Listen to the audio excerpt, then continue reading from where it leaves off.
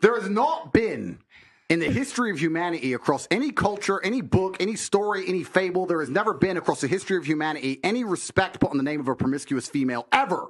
Ever. You name the biggest conquerors that you can possibly name from history. Genghis Khan, Alexander the Great, all of them. They all had 100 wives, bunch of children, Big G, conquered the world. Normal. That is normal evolutionary biology. That's how men are designed to be. There's never been a single female who's been celebrated for her promiscuity ever in history. It's always been frowned upon and disgusting. So yes, we are completely and utterly different. If a woman decides to do the same, purely because her value is high enough to attract so many males, because she's beautiful, for example, it is completely different. And I'm going to explain to you why it's completely different. So buckle up. It's different. It's different. It's different. Well, I'll tell you why. It is impossible for a female to be promiscuous on a long enough period of time without devaluing herself, because she is people she shouldn't be.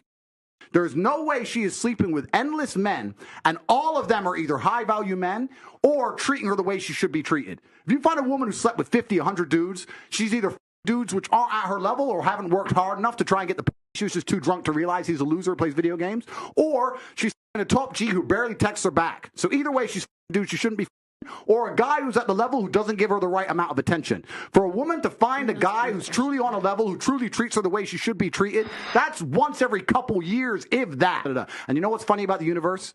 It's actually beautiful about the universe, because it's equal and opposite forces. When you devalue yourself, it's kind of like men can smell it on you. They can just look at it and go, oh.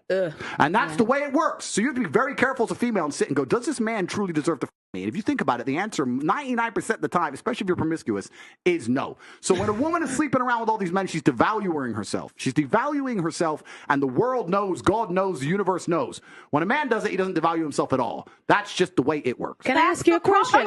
Wait, Esther, 1 second. Sir, may I ask you a question? What would you say if a woman now is married to 2 men? Haram. Why? No, I'll tell you why. Let's talk about this. What is the difference between a man, let's say me, I have 4 wives, right? What's the difference between a man having 4 wives and a woman having 4 men? You can impregnate the 4 wives at the same time. You can impregnate the 4 wives at the same time, and we know who the parents are, right? So let's say you had 4 pregnancies, you know who the mother is because she's carrying the baby, and you know who the dad is, top G. If you had a woman with 4 men and she gets pregnant, who's the parents? What about if... No, I'm asking. Okay, do you know? I ask, what if they're different races? Answer one white, the one black? question. You don't know. Answer the question. You don't know. Now, modern science can come along and maybe fix that for you, but that doesn't mean it's not wrong in the eyes of God. The idea of having a family, the idea of a child being born, one of the baselines for a new life to come onto this planet is for at least to understand who the 2 people who made it are, at least. If you have a woman 4 dudes, you don't even know who got her pregnant. So may I just say... disgusting. Wait. Have you seen the twins that had 2 different dads? Oh, yeah, I saw that. May I just say something then? So if that is the case, yeah, if the one thing that you're meant to have is, you at least you know who the 2 people that put that child on earth are, then that's why promiscuity for men is also a problem, because they get women pregnant. Sometimes they don't even know they have children. That's haram, no? No, it's completely different. It's different because you have to understand, I'm talking about humans. You look at humans from a societal perspective, but society has changed, right? So let's say 200-300 years ago, if a woman got pregnant, she needed a man to survive. If that man didn't take care of her during pregnancy, she was going to die. She couldn't work a job. She couldn't hunt, couldn't fish, whatever, right? A woman literally needed that man for survival. So if you were to come to me and say, I'm pregnant, but you've been by 4 different dudes, I'd be like, who says it's mine? Why am I looking after you? None of them want to look after her. She will literally perish. This is why in most of the world today, still today, virginity is so coveted, and throughout all of history it's been so coveted, because that's the only way to ensure paternity. She's a virgin, I know that's my baby. She ain't a virgin, prove it's mine. Outside of this modern science bullshit, shaitan, the devil we have here in the West, in most of the world today, without virginity or at least a low body count or at least anti-promiscuity, you can't tell that that's your baby. So it's a completely different thing. You're looking at the idea of a woman being pregnant and coming to a group of men and saying, one of you has to take care of me and put up with me when I'm fat and moody and annoying and I need my bills paid. And all the men are going to sit there and go, no, prove it's mine. You can't prove it, bounce. Where it's different. If I get 4 women pregnant, we know the deal. Okay, so let me ask you a question. So obviously back then for survival, women needed a man. Otherwise, when they were pregnant, they could die and all of these things, they would perish.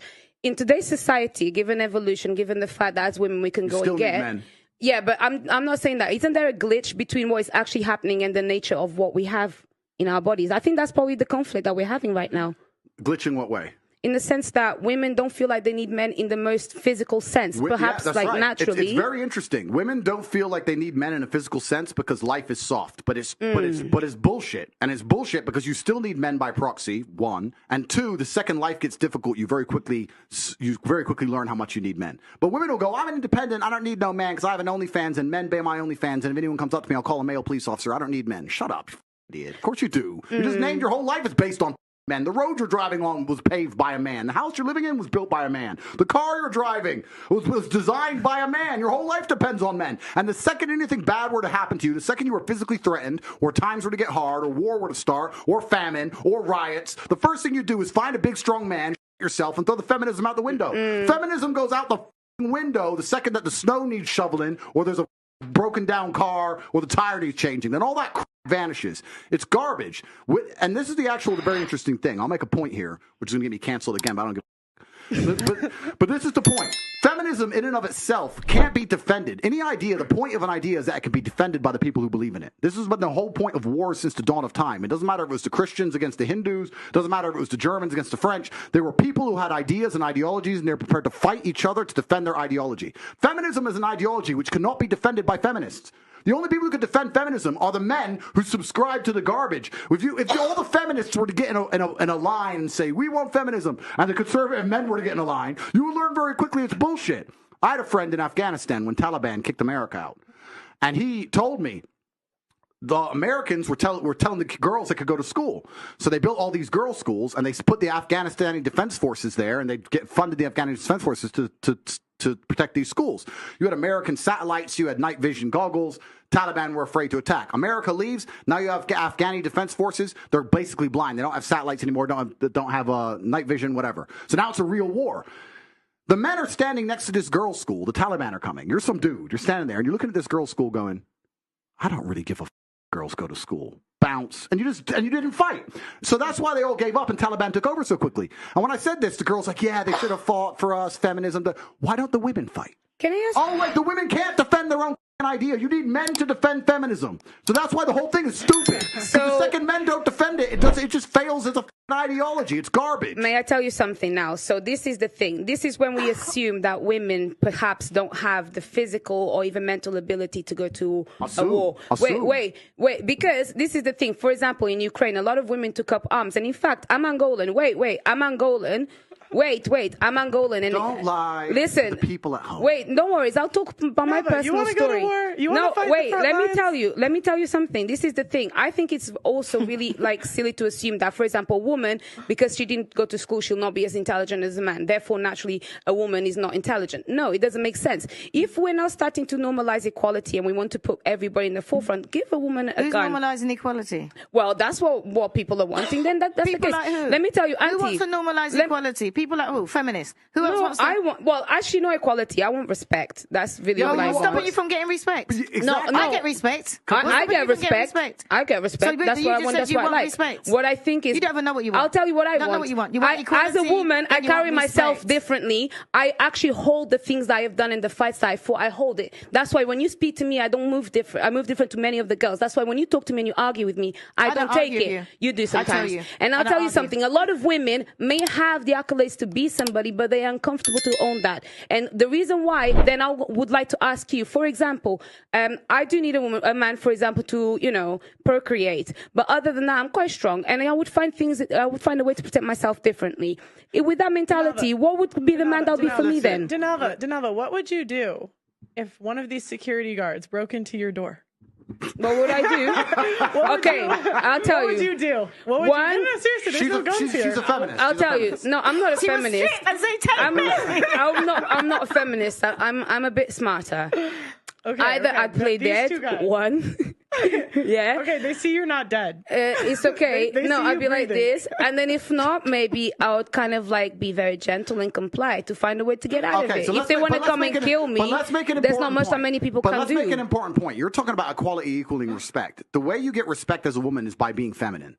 There's nothing, we can be equal and very, very different. I'm not saying that there's not equality, but you've confused equality with the same. You can be equal with completely different things. You can have a bishop and a knight on a chessboard. They're equal in terms of points, but they do different things, right? A woman can have equal respect to a man if she is very good at being a woman, and a man gets respect for being very good at being a man. When a woman decides she wants to act like a man, or a man wants to act like a woman, that's where all gets we try and pretend it's all the same. It's not the same.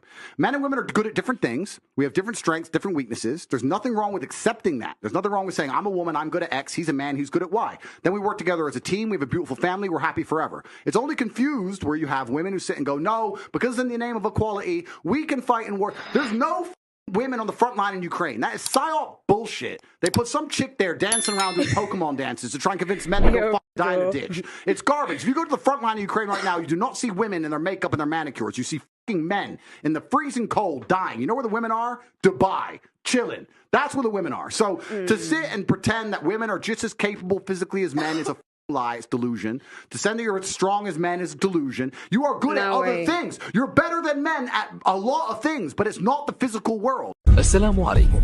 لا تنسوا الاعجاب بالفيديو والاشتراك في القناة تشجيعا لنا لنستمر بنشر المزيد إن شاء الله.